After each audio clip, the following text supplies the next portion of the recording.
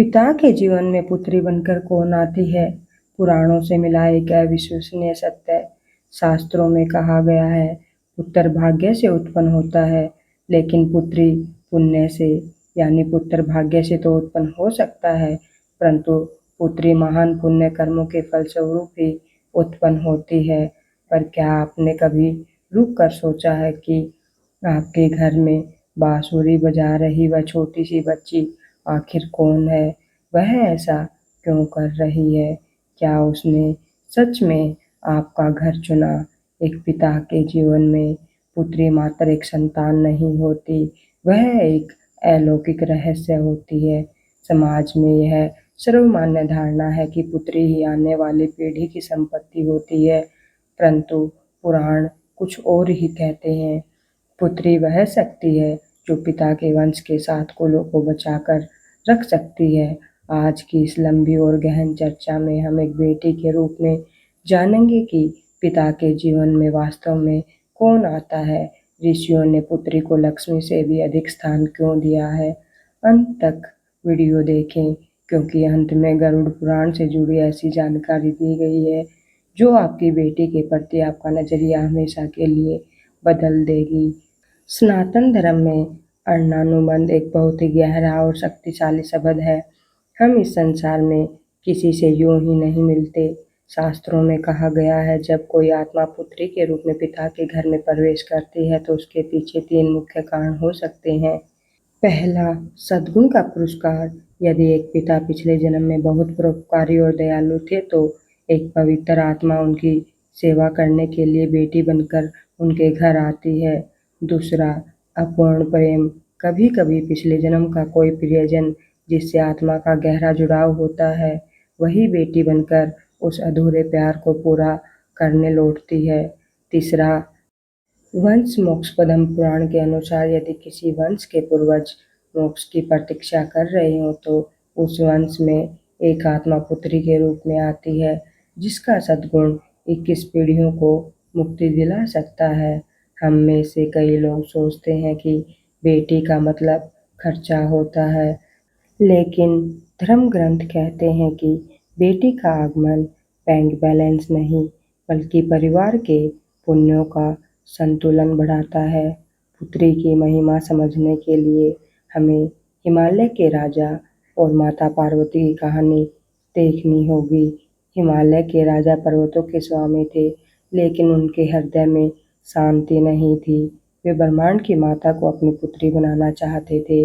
उनकी कठोर तपस्या से प्रसन्न होकर देवी पार्वती ने उनके घर जन्म लिया। हिमालय राज जानते थे कि उनकी बेटी साधारण नहीं है, और जब पार्वती की विदाई का समय आया तो उनके आंसुओं से पूरा ब्रह्मांड द्रवित हो उठा। इसे दुनिया का सबसे कठिन काम कहा गया, क्योंकि उस क्षण एक पिता जानता है कि वह सिर्फ अपनी बेटी को नहीं, अपने भाग्य, अपनी लक्ष्मी को विदा कर रहा है। एक पिता जो अपनी बेटी का सम्मान पूर्वक पालन पोषण करता है और उसे योग्य हाथों में सौंपता है, वह ब्रह्मलोक का अधिकारी बनता है। यह है पुत्री का उपहार। हमारे समाज में एक गलत धारणा है कि बेटी दूसरों की संपत्ति होती है, लेकिन ब्रह्म वैवर्त पुराण इस विचार का खंडन करता है। वह कहता है, बेटी पिता की ही संपत्ति होती है। एक बेटी अपने पिता की सुरक्षा कवच होती है, जो उसे बुढ़ापे में और कठिन समय में टूटने नहीं देती। एक पुत्र वंश को आगे बढ़ाता है, लेकिन एक पुत्री 2 वंशों को जीवित रखती है। शास्त्रों में पुत्री को आश्रय कहा गया है, अर्थात जिसकी छाया में पिता को शांति मिलती है। ध्यान दीजिए, जब कोई पिता दिन भर की मेहनत के बाद घर लौटता है और उसकी बेटी मुस्कुराकर पापा कहती है, तो उसकी सारी थकान पल भर में खत्म हो जाती है। यह कोई साधारण रिश्ता नहीं है, यह आत्मा का जुड़ाव है।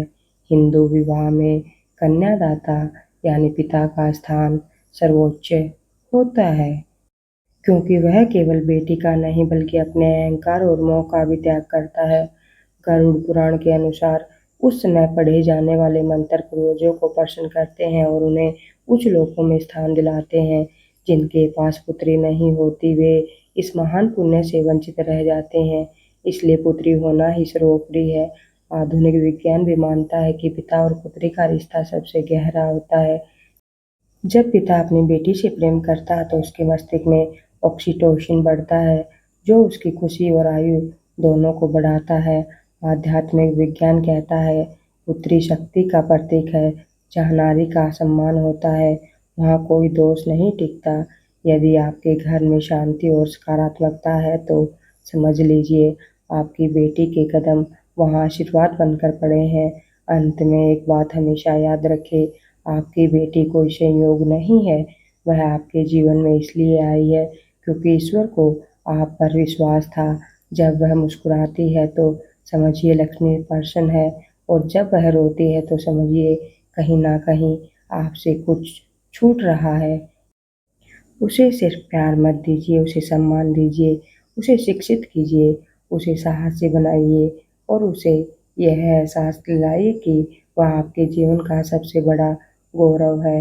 आप सोचते हैं कि आप उसका पालन पोषण कर रहे हैं, लेकिन सच्चाई यह है वह आपके जीवन को बेहतर बनाने आई है। आपकी बेटियां महज बच्ची नहीं हैं, वे स्वर्ग से आई हुई देवदूत हैं। दोस्तों, आपके जीवन में आपकी बेटी की क्या भूमिका है?